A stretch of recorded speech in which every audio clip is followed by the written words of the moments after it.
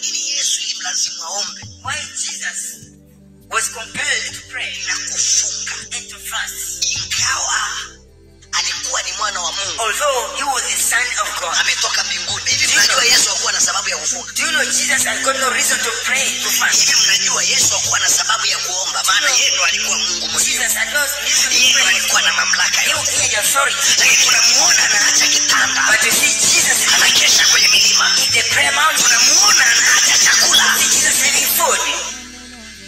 Anakaa kwenye kutafuta uso wa Mungu. He said he's seeking.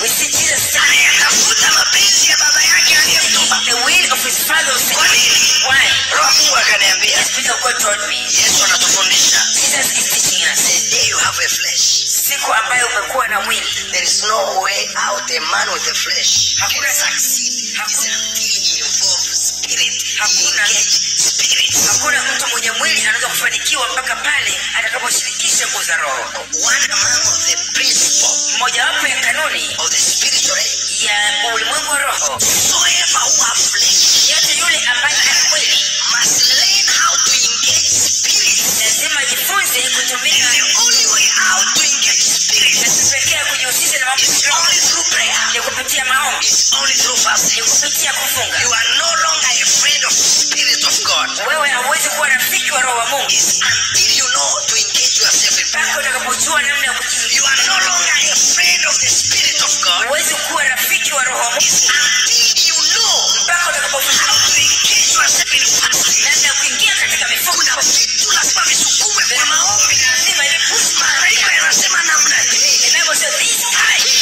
surely Haitoki come out. ila ni kwa kufunga It's checked by fasting na kuomba. and praying. Kuna mahali There is a point kuna ajenda unaibeba. when you are carried. You want to involve spirit. Kutia nyuma kidogo.